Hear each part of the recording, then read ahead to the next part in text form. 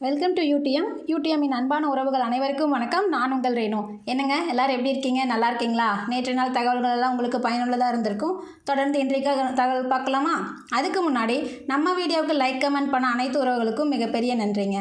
அதே மாதிரி நம்ம சேனலுக்கு நீங்கள் கொடுத்துட்டு வர ஒத்துழைப்புக்கும் ஆதரவுக்கும் மிகப்பெரிய நன்றி. தொடர்ந்து நம்ம சேனலை சப்போர்ட் பண்ணுங்கள். மறக்காமல் நம்ம சேனலை சப்ஸ்கிரைப் பண்ணிக்கோங்க. நம்ம வீடியோவுக்கு ஒரு லைக் பட்டன் தட்டிக்கோங்க. உங்களோட லைக்ஸ் தாங்க என்னோட எனர்ஜி. மறக்காமல் லைக் பட்டன் தட்டிட்டு வீடியோவை பாருங்கள். அது மட்டும் இல்லைங்க, நம்ம டெலகிராம் சேனல்லையும் ஜாயின் பண்ணிக்கோங்க. டிஸ்கிரிப்ஷனில் நம்ம லிங்க் கொடுத்துருப்போம், மறக்காமல் ஜாயின் பண்ணிக்கோங்க. அதில் தான் டெய்லி நியூஸ் பேப்பர் கட்டிங் போடுவோம், மந்த்லி பிடிஎஃப் போடுவோம், கொஸ்டின் அண்ட் ஆன்சர்ஸ் பிடிஎஃப் போடுவோம். ஸோ மறக்காமல் ஜாயின் பண்ணிக்கோங்க. அப்போ தான் தகவல்கள் உங்களுக்கு பயனுள்ளதாக இருக்கும். தொடர்ந்து இன்றைக்கான தகவல்கள் பார்க்கலாம். இன்றைக்கி முதல் தகவல் என்னென்னு பார்க்கும்போது நியமனம், அப்பாயின்மெண்ட். யாருக்கு அப்பாயின்மெண்ட் கொடுத்துருக்கோம்? இவங்களுக்கு தாங்க. இவங்க பேர் அமுதா. இவங்க எதுக்காக இவங்களுக்கு அப்பாயின்மெண்ட் கொடுத்துருக்கோம் அப்படின்னா, நம்ம மலை படம் பார்த்துருப்போம். என் மலைப்படத்தில் நடுவிரலை தொட்டால் மழை வரும், ஆள்காட்டி விரலை தொட்டால் மழை வராது, 48 மணி நேரத்துக்கு சூரியன் சுட்டெரிக்கும் அப்படின்னுலாம் சொல்லுவாங்களே, அந்த மாதிரி ஒரு நியமனம் தாங்க இன்றைக்கி நம்ம பார்க்க போகிறோம். யாருக்கு அப்படின்னா அமுதா அவர்களுக்கு. இந்திய வானிலை ஆய்வு மைய தென்மண்டல தலைவராக அமுதா நியமனம் பண்ணியிருக்காங்க. அமுதா அவங்கள நியமனம் பண்ணியிருக்காங்க.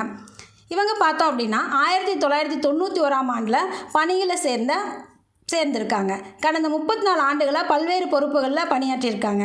அது மட்டும் இல்லை, உலக வானிலை அமைப்பு சார்பில் வழங்கப்படும் உயரிய விருதான பேராசிரியர் வில்ஹோஸ் வைசாலா அப்படிங்கிற விருதையும் இவங்க கடந்த 2016ஆம் ஆண்டில் வாங்கியிருக்காங்க அப்படிங்கிறத நாம் தகவல் பார்க்குறோம். இந்திய வானிலை ஆய்வு மையத்தில் இந்த விருதை பெற்ற முதல் விஞ்ஞானியும் இவங்க தான் அப்படிங்கிறது ஒரு குறிப்பிடத்தக்க விஷயம். இதுக்கு முன்னாடி அமுதா அவங்களுக்கு முன்னாடி இந்த பதவியில் யார் இருந்தாங்க தலைவராக அப்படின்னா, நமக்கு அந்த வானிலை அறிக்கை சொன்னது மழை வரும், மழை வராது, வெயில் அடிக்கும், அதெல்லாமே நம்ம சொன்னது, ஸ்கூலுக்கு லீவ் விட்டது, காலேஜுக்கு லீவ் விட்டது, ஆஃபீஸுக்கு லீவ் விட்டது எல்லாமே பார்த்திங்க அப்படின்னா பாலச்சந்திரன் அவர்கள் தான் முன்னாள் தலைவராக இருந்தார். வானிலை மையம் அப்படிங்கும்போது எப்போ தொடங்கப்பட்டது, அதோட தலைமையகம் எங்கே இருக்குது அப்படின்னு பார்த்தோன்னா 1875 தொடங்கப்பட்டது. 150 ஆண்டுகள் ஆயிடுச்சு. நம்ம இந்த போன மாதம் பொங்கலோட 150வது நாள் நிறைவு விழாவை நம்ம பிரதமர் தொடங்கி வச்சுருந்தார். மிஷன் மௌசம் அப்படிங்கிற ஒரு விஷயத்தையும் நமக்கு அங்கே அவர் தொடங்கி வச்சுருந்தார். அதாவது மிஷன் மௌசம் அப்படின்னா காலநிலை கணிப்பை துல்லியமாக சொல்கிறது. அப்போ தான் பேரிடர்கள்லேருந்து நம்மளை காப்பாற்றிக்க முடியும், மக்களை காப்பாற்ற முடியும் அப்படிங்கிறதுக்காக தொடங்கப்பட்டது. இது வரைக்கும் இருந்த டெக்னாலஜியை காட்டிலும் அந்த டெக்னாலஜி உயர்வானது. அதில் நமக்கு இன்னும் தெளிவாக தெரியும், காலநிலைகள்லாம் ரொம்ப தெளிவாக தெரியும் அப்படிங்கிறதுக்காக அந்த மிஷன் மௌசம் அப்படிங்கிறது உருவாக்கப்பட்டது. நமக்கு பிரதமர் அதை நமக்கு சொல்லியிருந்தார். 150வது ஆண்டு விழா போன மாதம் தான் நம்ம அதை கொண்டாடணும். இந்தியா மெட்ரோலாஜிக்கல் டிபார்ட்மெண்ட், அதுதான் வானிலை மையம்னு சொல்லுவோம். இந்திய மெட்ரோலாஜிக்கல் டிபார்ட்மெண்ட் ஐஎம்டி அப்படின்னா வானிலை மையம். இதை நமக்கு தலைமையகம் டெல்லியில் இருக்குது. 1875 தொடங்கப்பட்டது. இப்போ இது தென்மண்டல தலைவராக தான் அமுதா அவங்களை நியமனம் பண்ணியிருக்காங்க. நாம் அடுத்த தகவல் பார்ப்போம். உழவர் உற்பத்தியாளர் அமைப்பு FPOs அப்படின்னு ஒரு அமைப்புங்க. இது யார் தொடங்கினாங்க, எதுக்காக தொடங்கினாங்க, இதில் என்ன விஷயம், எதுக்காக நாம் இதை பார்க்க போகிறோம் அப்படிங்கிறத உள்ளே போய் பார்ப்போம். அதாவது இது தொடங்கப்படும் போது 10,000 ஃபார்மர் ப்ரொடியூசர் ஆர்கனைசேஷன், அதான் FPOs, உழவர் உற்பத்தியாளர் அமைப்பு.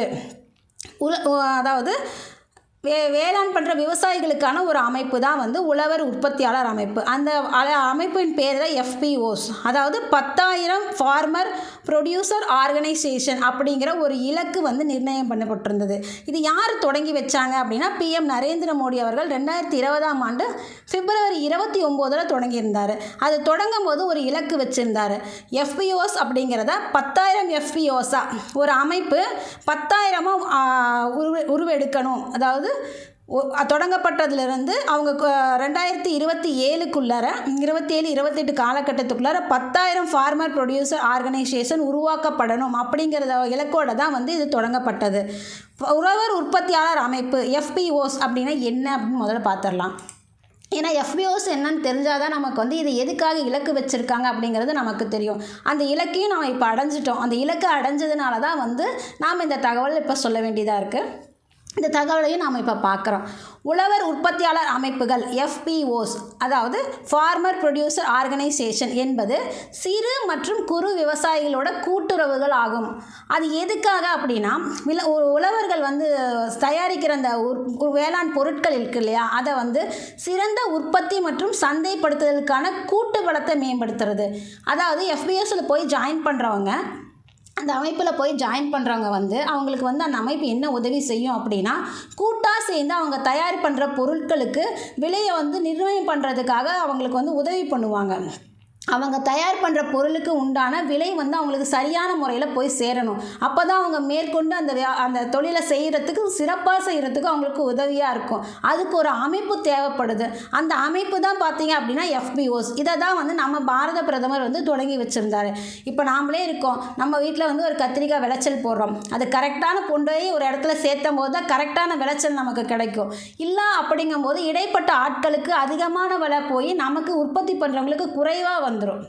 ஸோ நாமளே நேரடியாக போய் அந்த அமைப்பில் இணைஞ்சு அந்த அமைப்பின் மூலயமா நம்ம விற்பனை பண்ணும்போது அது எப்படி விற்பனை பண்ணணும் அப்படிங்கிறத அவங்க நமக்கு கற்றுக் கொடுப்பாங்க. அதுதான் வந்து FPOs, சிறு மற்றும் குறு விவசாயிகளோட கூட்டுறவு அப்படிங்கிறது தான் வந்து நாம் இப்போ FPOs பார்க்குறோம். அதை ஆரம்பித்ததுலேருந்து 10,000 FPOs உருவாக்கப்படணும் அப்படிங்கிறது ஒரு இலக்கு வச்சுருந்தாங்க. அதுதான் இந்த நம்ம பிக்சரில் பார்க்குற ஒரு FPOஸோட பிக்சர்ஸ். அது பார்க்கும்போது இப்போ வந்து 10,000 வேளாண்மை உற்பத்தியாளர்கள் அமைப்பு வந்து இலக்கு எட்டாச்சு அப்படிங்கிறது நமக்கு தகவல் சொல்லுது. 10,000 வேளாண்மை உற்பத்தியாளர் அமைப்புகளின் உருவாக்கம் மற்றும் ஊக்குவிக்கும் மத்திய துறை திட்டத்தை தொடங்கினார் நம்ம பிரதமர் அவர்கள். எப்போ? 2020 தொடங்கினார். அவர் தொடங்கும் போது 10,000 ஆகணும்னு ஒரு இலக்கு வச்சுருந்தார். 2027 to 28 வரையில் 6,865 கோடிக்கு அவர் வந்து பட்ஜெட் போட்டிருந்தார் இந்த FPOஸ்க்காக. 2027-28 27 to 28 வரைக்கும் 6,865 கோடிக்கு நம்ம பிரதமர் வந்து பட்ஜெட் கொடுத்துருந்தாரு. 2020 தொடங்கப்பட்டது. இப்போ பார்த்தோம் அப்படின்னா அதோட இலக்கை எட்டிருச்சு. எங்கே இலக்கு அது எட்டப்பட்டது, அந்த 10,000வது FPO எங்கே வந்து தொடங்கப்பட்டது அப்படின்னு பார்க்கும்போது பீகார் கஹாரியாவில் 10,000வது FPO தொடங்கப்பட்டது அப்படிங்கிறது தகவல். ஸோ நம்ம இந்த தகவல் எதுக்காக பார்க்குறோம்?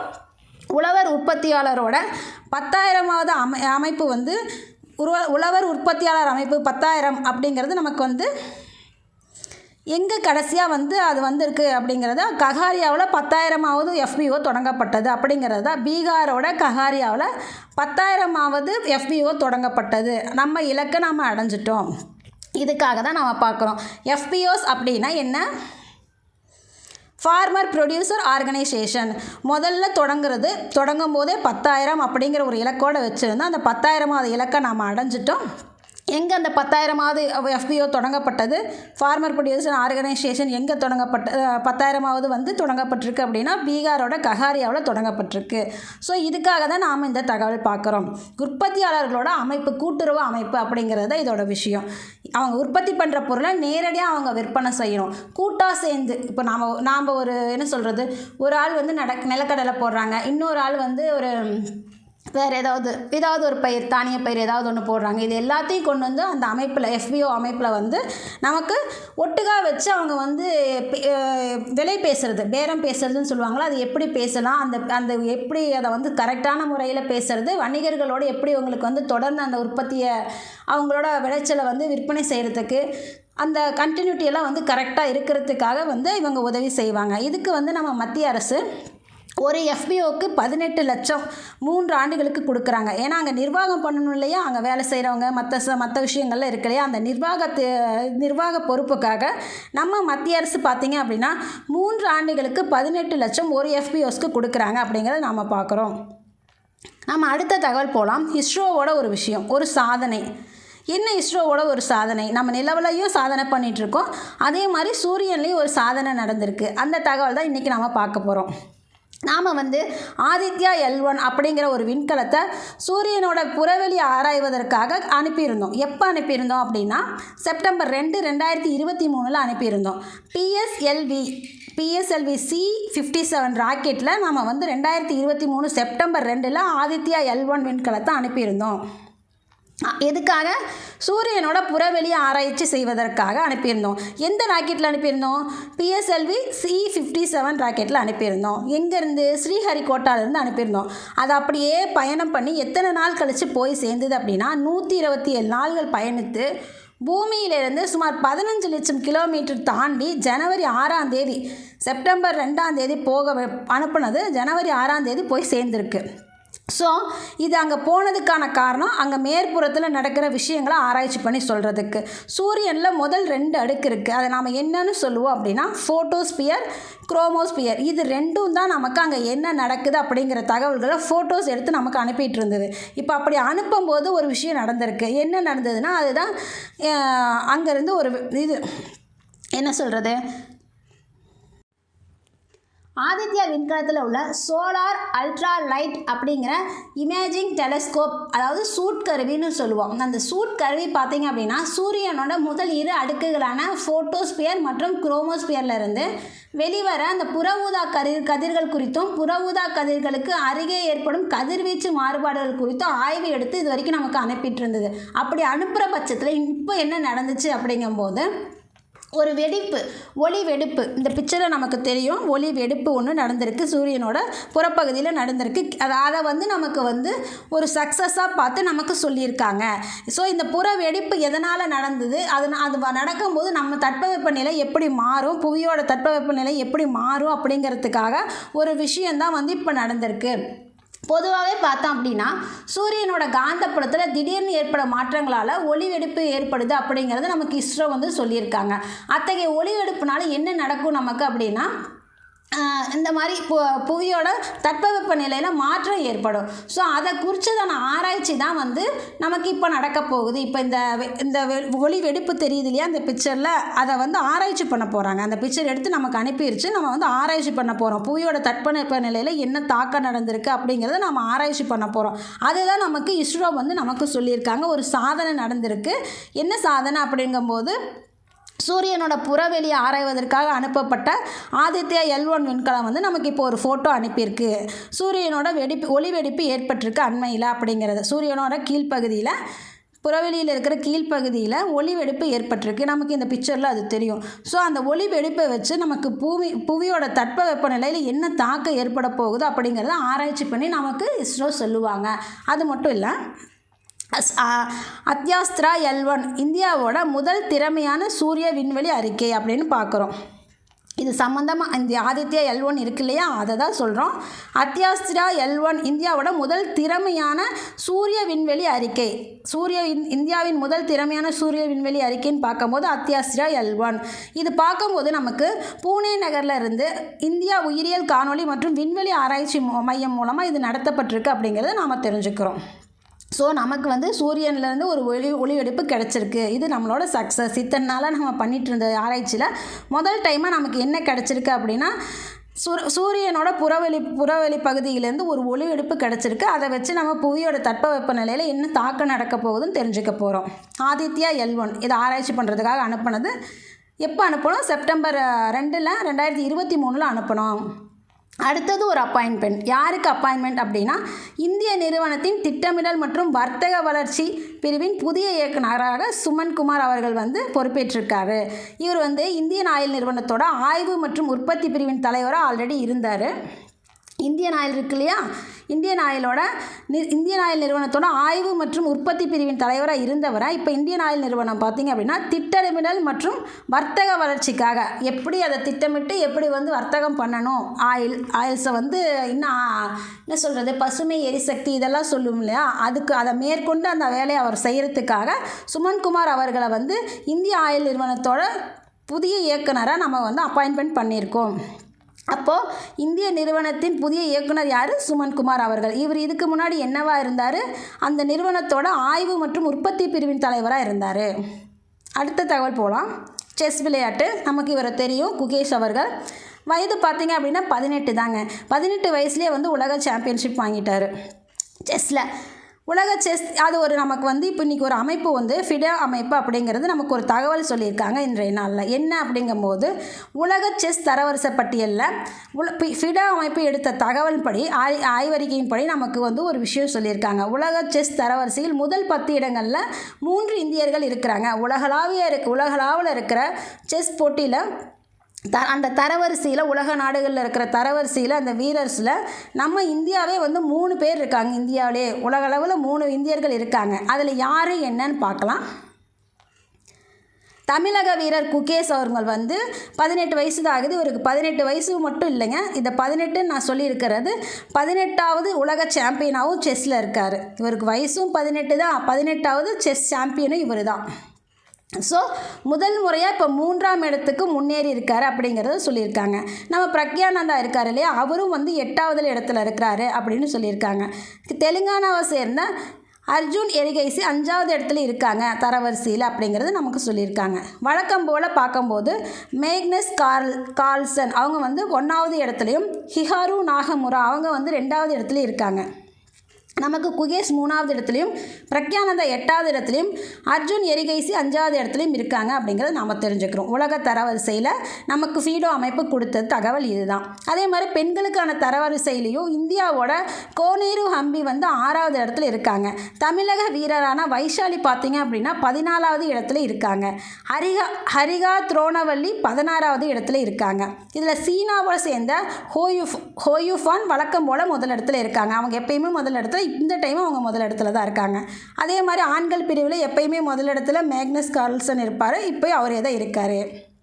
நமக்கு வந்து தமிழக வீரர் குகேஷ் வந்து 3வது இடத்துலையும், பிரக்யானந்தா 8வது இடத்துலையும் இருக்காங்க அப்படிங்கிறத நாம் தெரிஞ்சுக்கிறோம். நாம் அடுத்த தகவல் போகலாம். தமிழ் செம்மல் விருது இது யாருக்கு எங்கே கொடுக்கப்பட்டது அப்படின்னா, நம்ம தமிழ்நாட்டில் தமிழ் தொண்டாற்றவங்களுக்காக கொடுக்கப்படுற, ஆண்டுதோறும் கொடுக்கப்படுற ஒரு விருது தான் தமிழ் செம்மல் விருது. இது என்ன அப்படின்னு பார்க்கும்போது, தமிழ் மொழிக்கு தொண்டாற்றி வரும் தனிநபர் மற்றும் அமைப்புகளுக்கு தமிழக அரசு கொடுக்குற விருது தமிழ் செம்மல் விருதுன்னு சொல்லுவோம். 2023ஆம் ஆண்டுக்கான தமிழ் செம்மல் விருது வந்து நேற்றைய நாள் நடந்திருக்கு. மொத்தமாக 38 பேருக்கு அதை கொடுத்துருக்கோம். 2023ஆம் ஆண்டு தமிழ் செம்மல் விருது எத்தனை பேருக்கு கொடுத்துருக்கோம் அப்படின்னா 38 பேருக்கு கொடுத்துருக்கோம்.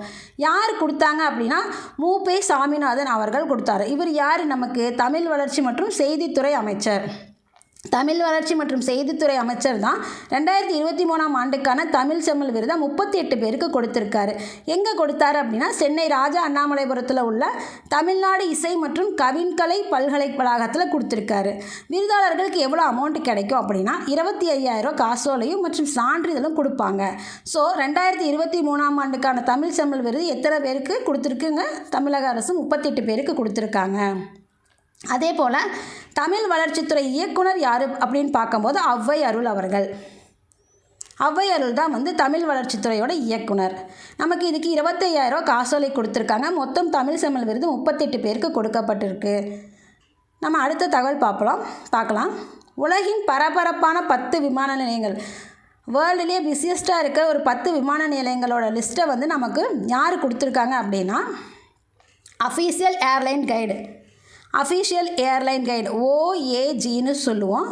OAGயோட ரிப்போர்ட்டின் படி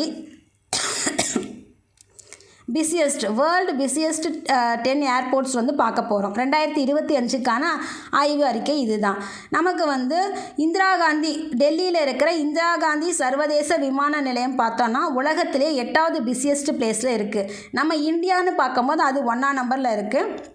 பட் உலக அளவில் பார்க்கும்போது டெல்லி இந்திரா காந்தி சர்வதேச விமான நிலையம் வந்து 8வது பிளேஸில் இருக்குது.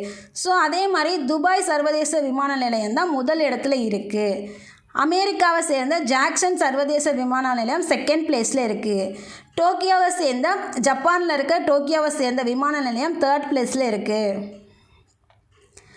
சைனாவில் இருக்கிற ஷாங்காய் இன்டர்நேஷ்னல் விமான நிலையம் 4th பிளேஸில் இருக்குது. அதே மாதிரி UK லண்டனில் இருக்க ஹீத்ரோ விமான நிலையம் 5th பிளேஸில் இருக்குது.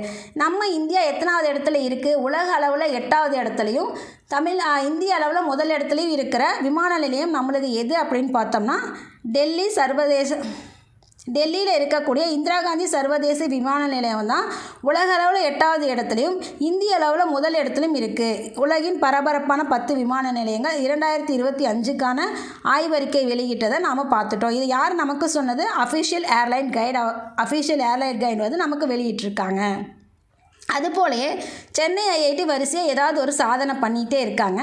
இப்போ லேட்டஸ்ட்டாக நம்ம பார்த்தது செமிகண்டக்டர் வந்து கண்டுபிடிச்சிருந்தாங்க இஸ்ரோவோட இணைஞ்சு. அவங்க நமக்கு வந்து ரியல் டைம் ப்ராஜெக்ட் தான் பண்ணுவாங்க. ஸோ ரியல் டைம் ப்ராஜெக்ட் பண்ணும்போது அதை வந்து அவங்க கண்டுபிடிச்ச செமிகண்டக்டரை நமக்கு இஸ்ரோவோட தலைவர் 11வது தலைவர் வி நாராயணன் வந்து யூஸ் பண்ணிக்கலாம். அந்த செமிகண்டக்டர்ஸை நம்ம வந்து யூஸ் பண்ணிக்க முடியும் அப்படிங்கிற மாதிரி தகவல் சொல்லியிருந்தார். ஸோ அதுக்கப்புறமா இவங்க கண்டுபிடிச்ச சாதனை என்னன்னு பார்த்தோம் அப்படின்னா, நாட்டோட முதல் ஹைப்பர் லூப் பரிசோதனை வழித்தடம் தயார். ஹைப்பர் லூப்னா இந்த பிக்சரில் இருக்கிற இந்த பைப் தான். ஸோ இந்த மாதிரி ஒரு பைப்புக்குள்ளே நம்ம ட்ரெயினை விடுவோம். ட்ரெயின் ட்ராக் போட்டு இந்த மாதிரி பைப்புக்குள்ளே விடுவோம். நம்ம ட்ரெயின் ட்ராக் போகிறதில் நம்ம பார்த்துருப்போம். ட்ரெயின் போகிறது மெட்ரோ ட்ரெயின் பார்த்துருப்போம், எலக்ட்ரிக் ட்ரெயின் பார்த்துருப்போம், எல்லா ட்ரெயினும் பார்த்தாச்சுங்க. இப்போ அடுத்தது ஹைப்பர் லூப் அப்படிங்கிற ஒரு ட்ரெயின். அதுக்கான பரிசோதனை வழித்தடம் தயாராகிருச்சு. எத்தனை மீட்டர் நீளம்? 422 மீட்டர் நீளத்துக்கு தயாராக இருக்குது. நாட்டின் முதல் ஹைப்பர் லூப் பரிசோதனை வழித்தடம் யார் வந்து கண்டுபிடிச்சாங்க, சாதனை பண்ணாங்கன்னு கேட்டால் சென்னை ஐஐடி தான் வந்து சாதனை பண்ணியிருக்காங்க. இதுதான் நாம் இன்றைக்கி பார்க்க போகிற தகவல். நாட்டின் முதல் ஹைப்பர் லூப் பரிசோதனை வழித்தடம் யார் தயார் செஞ்சாங்க? சென்னை ஐஐடி. முதல்ல 422 மீட்டர் நீளத்துக்கு அந்த பாதையை தயார் பண்ணியிருக்காங்க. சென்னை ஐஐடி யாரோட சேர்ந்து பண்ணாங்க அப்படின்னா, ரயில்வே மினிஸ்ட்ரியோட சேர்ந்து தான் இதை பண்ணியிருக்காங்க. ஏன்னா அவங்க தான் இதுக்கு இன்வெஸ்ட்மெண்ட் பண்ணியிருக்காங்க. நம்ம மத்திய ரயில்வே அமைச்சகம் வந்து சென்னை ஐஐடியோட சேர்ந்து இந்த ப்ராஜெக்ட்டுக்கு உதவி பண்ணியிருக்காங்க. நமக்கு வந்து சென்னை ஐஐடிக்குள்ளே தையூர் டிஸ்கவரி வளாகத்துக்குள்ளே இந்த சோதனை நடத்தப்பட்டிருக்கு.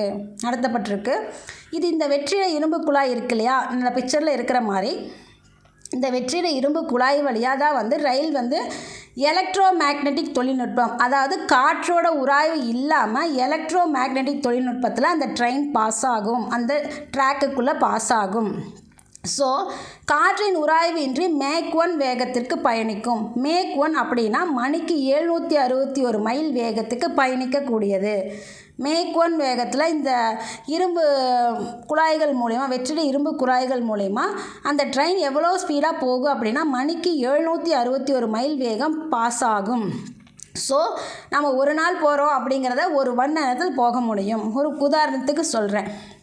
ஸோ இந்த திட்டத்தோட மொத்த பட்ஜெட் என்ன அப்படின்னு பார்த்தோம்னா 8.34 கோடி அப்படிங்கிறத நாம் தெரிஞ்சுக்கிறோம். யார் கண்டுபிடிச்சிருக்காங்க? நாட்டோட முதல் ஹைப்பர் லூப் பரிசோதனை வழித்தடத்தை சென்னை ஐஐடி கண்டுபிடிச்சிருக்காங்க. அவங்க அது மட்டும் இல்லை, நமக்கு இப்போ ரீசெண்டாக செமிகண்டக்டர் வந்து இஸ்ரோவோட சேர்ந்து கண்டுபிடிச்சிருந்தாங்க. நம்ம அடுத்த தகவல் பார்த்துடலாம். இண்டூர் எங்கே இருக்குது? மத்திய பிரதேசத்தில் இருக்குது. இண்டூரை நாம் ஏன் இப்போ பார்க்குறோம் அப்படின்னா, இந்தியாவில் சுத்தமான நகரத்துக்கான தரவரிசை அறிக்கை ஒன்று ரெடி பண்ணாங்க. யார் ரெடி பண்ணாங்க அப்படின்னா, ஸ்வச் சர்வேஷன் அப்படிங்கிற ஒரு அமைப்பு ரெடி பண்ணாங்க. அந்த அமைப்பு ரெடி பண்ண இந்தியாவில் இருக்கிற நகரங்கள்லேயே சுத்தமான நகரம் அப்படிங்கிறத ஆண்டுதோறும் எடுக்கிறாங்க. இது பார்த்திங்க அப்படின்னா 9th எடிஷன். ஸோ இந்த 9th எடிஷனில் யார் வந்து முதல் சுத்தமான நகரத்தில் இருக்காங்க அப்படின்னா இந்தூர் இருக்காங்க. இவங்க இப்போ மட்டும் இல்லை, இது 7வது டைமாக இந்த சக்ஸஸ் பண்ணியிருக்காங்க. 9 பதிப்பில் இவங்க 7 டைம் அவங்க வந்து ஃபஸ்ட் பிளேஸில் இருக்காங்க. இந்த டைமும் அவங்க தான் ஃபஸ்ட் பிளேஸில் இருக்காங்க. இது எந்த அமைப்பு நமக்கு வந்து எடுத்திருக்கு? ஸ்வச் சர்வேஷன் அப்படிங்கிற அமைப்பின் மூலமா இந்த சுத்தமான நகர தரவரிசை எடுக்கப்பட்டது. ஸோ 2024 ஸ்வச் சர்வேஷன் பார்த்திங்க அப்படின்னா 7வது தொடர்ச்சியான முறையாக இந்தூர் இருக்குது அப்படிங்கிறது நாம் தெரிஞ்சுக்கிறோம். மத்திய பிரதேசம் இது வந்து இந்தூர் எங்கே இருக்குது? மத்திய பிரதேசத்தில் இருக்குது. இது எந்த துறையில் வருது அப்படின்னா, இந்த சுகாதாரம் இருக்கு இல்லையா, இந்தியாவின் சுத்தமான நகரம் அப்படிங்கிற அந்த சுகாதாரம் இருக்கு இல்லையா, அது எந்த துறைக்கின் கீழே வருது அப்படின்னா வீட்டு வசதி மற்றும் நகர்ப்புற விவகாரங்கள் துறையின் கீழே வருது. இந்த சுத்தம்லாம் அதுக்குள்ளே தாங்க வரும், அந்த அமைச்சகத்தின் கீழே தான் வரும். ஸோ வீட்டு வசதி மற்றும் நகர்ப்புற விவகாரங்கள் துறை அமைச்சகத்தின் கீழே வரக்கூடிய ஒரு சர்வேயில் ஆண்டுதோறும் எடுக்கப்படுகிற சர்வே யார் எடுக்கிறாங்க? ஸ்வச் சர்வேஷன் அப்படிங்கிற ஒரு அமைப்பு வந்து எடுக்கிறாங்க. இப்போ 2024 நமக்கு இந்தூருக்கு கிடச்சிருக்கு. அது மட்டும் இல்லை, இது 7வது டைமாக அவங்க சக்ஸஸ் பண்ணியிருக்காங்க. சுத்தமாக வச்சுருந்து சக்ஸஸ் பண்ணியிருக்காங்க. நமக்கு வீட்டு வசதி மற்றும் நகர்ப்புற விவகாரங்கள் துறை அமைச்சர் யார் அப்படின்னு பார்த்தோம்னா மனோகர் லால் கட்டார். அவங்க தான் வந்து இந்த துறையோட அமைச்சர். ஸோ இன்னொரு விஷயமும் இண்டூர் பற்றி இருக்குது. இந்தியாவில் ரீசெண்டாக பிச்சை எடுக்க தடை செய்த நகரமும் இண்டூர் தான். அங்கே பிச்சை போடுறதும் தப்பு, பிச்சை கேட்குறதும் தப்பு. அப்படி ஒரு தடையே வந்து அங்கே போட்டிருக்காங்க, பேன் பண்ணியிருக்காங்க. அந்த மாநிலத்தில், அந்த நகரத்தில், இந்தூரில் வந்து பிச்சை போடுறதும் பிச்சை எடுக்கிறதும் தப்பு அப்படிங்கிறதுக்கு பேன் பண்ணியிருக்காங்க அப்படிங்கிறது தெரிஞ்சுக்கிறோம். அதே மாதிரி நம்ம ராம்சார் தலங்கள் பற்றி இப்போ இந்த மாதத்தில் பார்த்துருப்போம். இந்தியாவில் மொத்தம் 89 ராம்சார் தலங்கள் இருக்குது. அதில் 2 முக்கியமாக, அதில் ஒன்று இந்தூர், இன்னொன்று உதய்பூர். இந்த 2மே வந்து சர்வதேச லிஸ்ட்டில் இருக்குதுன்னு வச்சுக்கோங்களேன். சர்வதேச லிஸ்ட்னா 89 இருக்கு இல்லையா? இந்தியாவில் மொத்தம் 89 ராம்சார் தலங்கள் இருக்குது. உலக அளவில் ஒரு லிஸ்ட்டு வச்சுருப்பாங்க. ரொம்ப முக்கியமான ராம்சார் தலங்கள் உலக அளவில் ஒரு லிஸ்ட்டு வச்சுருப்பாங்க. அந்த உலக அளவில் வச்சுருக்கிற லிஸ்ட்டில் நம்ம இந்தியாவோடது இந்தூர் மற்றும் உதய்பூர் இது 2மே வந்து அந்த சர்வதேச அளவில் ராம்சார் நகரங்கள் பட்டியலில் நமக்கு வந்து இந்தூர், உதய்பூர் இருக்குது அப்படிங்கிறத தெரிஞ்சுக்கிறோம். நாம் இன்றைய நாளோட தகவலோட நிறைவுக்கு வந்துட்டோம். இன்றைக்கான தகவல் எல்லாம் உங்களுக்கு பயனுள்ளதாக இருந்திருக்கும். வீடியோ பார்க்குற உறவுகள் அப்படியே நம்ம வீடியோவுக்கு மறக்காமல் ஒரு லைக் பண்ணிக்கோங்க. வீடியோ பிடிச்சிருந்தா ஷேர் பண்ணுங்கள், கமெண்ட் பண்ணுங்கள். தொடர்ந்து இன்றைக்கான தகவல்கள் உங்களுக்கு பயனுள்ளதாக இருந்திருக்கும். தொடர்ந்து நாளைக்கான தகவல்களோடு உங்களை சந்திக்கிறேன். அதுவரை உங்களிடமிருந்து விடைபெறுவது உங்கள் ரேணு. நன்றி. நல்ல தகவல்களை நாளும் சிந்திப்போம், நாளை சந்திப்போம்.